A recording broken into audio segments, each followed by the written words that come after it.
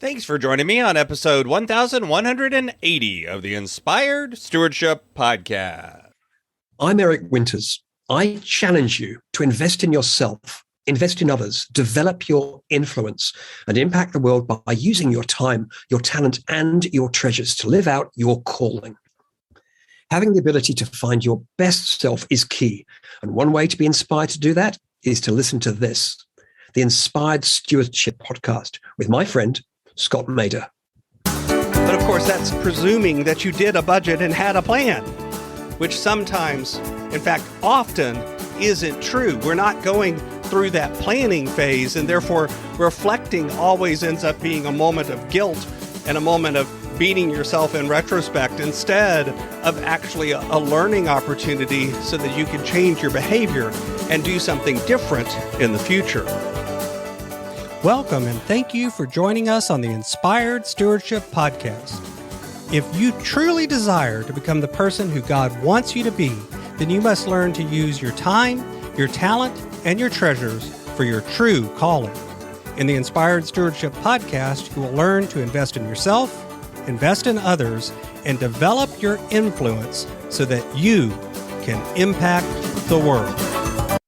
In today's episode about investing in yourself through stewarding your treasures, I talk with you about how the three prongs of interest, importance, and priority help make decisions about our money.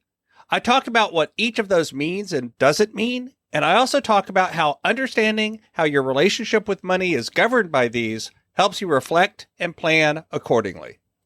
As we talk about stewarding your treasures, wouldn't it be great if you could support this podcast and do it without costing yourself an extra dime? Turns out you can. All you have to do is use inspiredstewardship.com/Amazon when you're ready to make a purchase via Amazon, and a small commission will come back to support the show. If you enjoy the show when you're ready to buy from Amazon, just use inspiredstewardship.com/Amazon. This week, we've been talking about this idea of interest, important, and priorities. And today I wanted to focus on those three concepts and ideas and how they affect our decision-making around money. See, just like time and relationships, I think a lot of times we just make decisions with our money based on convenience, based on urgency, based on comfort, based on all sorts of things that have to do with just what's going on at that moment in time.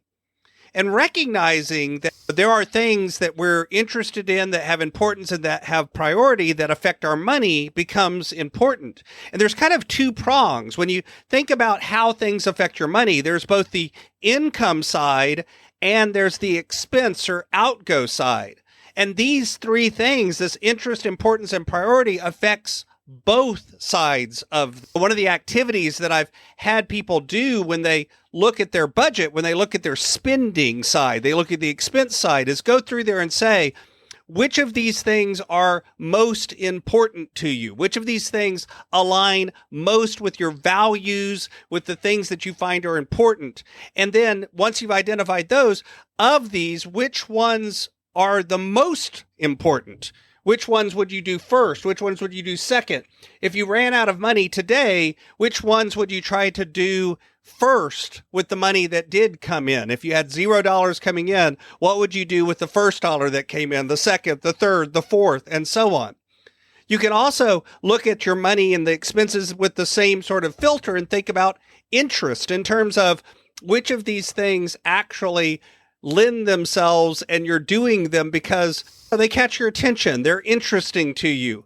Not necessarily the most important, not necessarily the best. Because what's funny is sometimes we spend money on things that are interesting, and I'm going to use that loosely, because they come and they create their own sense of attention and urgency. If you're getting a call over and over again from a credit card company, you may pay that credit card company even when it's not yet the most important thing to do.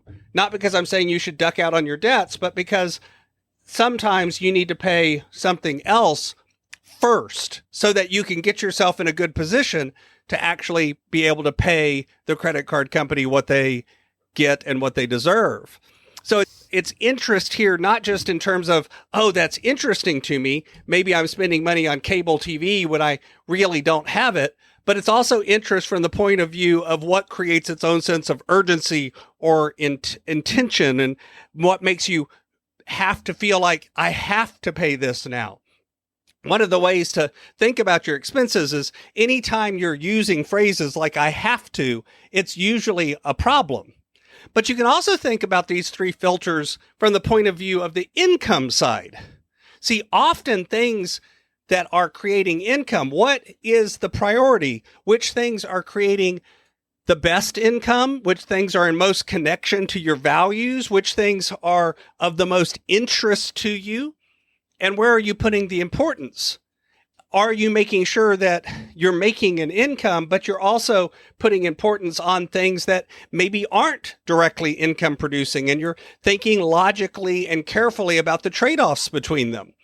Or again, are you simply allowing the life to happen to you instead of you happening to the life? This filter allows us to sometimes identify new opportunities. Because here's the thing. If someone else finds something interesting that you also find interesting, if someone else puts an importance on something, if someone else sees something as a priority, that could conceivably be an area where you can use and generate income. Maybe a skill set that you don't even think of as an income producing skill set could be turned into one because others view things with interest, importance, and priority as well. So you can use this filter on both sides to think about your relationship with money. See if you're spending the money in a way that is most effective and efficient for you. Seeing if you're spending the money in a way that is most aligned with your values. And then do the same thinking on the income side. Are you generating income in a way that is in alignment with your values? Are you able to do it and still put interest and importance in the other areas of your life? If you think about it, these three things that we've talked about this week, this interest, importance, and priorities in terms of relationships, in terms of values, in terms of time, in terms of money, overlay all of your life. But only if you think about them intentionally. Only if, when you're looking at where you're spending money, you're not just looking at it after the fact and saying, here's what happened, but you're actually planning in advance. You're doing a budget. You're making these decisions ahead of time. Because often when we make the decisions in the heat of the moment, there's a problem. But when we actually are deliberate in our relationships, in our time, and in our money, and make these decisions in advance, then we make better decisions. That's what a budget is for. And then, of course, you have to actually look at what happened and then reflect on what happened and why did it happen. I've had people that have wildly overspent on an area of their budget. But the first question before they begin to beat themselves up is, why did it happen? Was it a behavior problem or was it a budget problem? If you've got a family of 9 and you plan on spending $250 in a month for food, that's probably not enough money.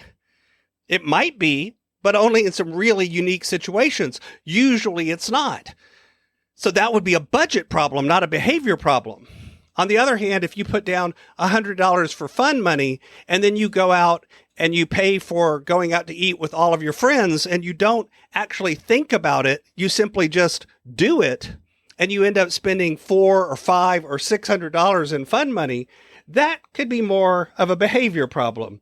That could be something where you're making decisions in the moment that aren't reflecting the values, the priorities, the importance, and the interest that you looked at your money when you did the plan.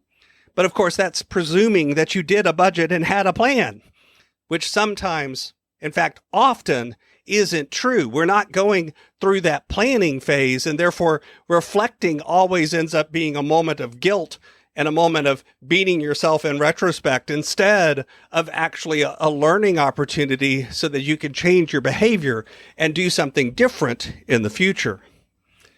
Thanks for listening. Thanks so much for listening to the Inspired Stewardship podcast.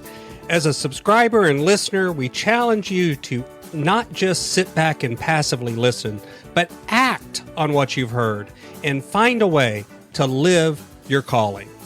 If you like this episode on the stewardship of treasures, you can sign up for our treasures tips by going to inspiredstewardship.com/treasures or text in the U.S. 44222 treasures tips. And we'll send you 5 weeks of our best tips on stewarding your treasures. Until next time, invest your time, your talent, and your treasures. Develop your influence and impact the world.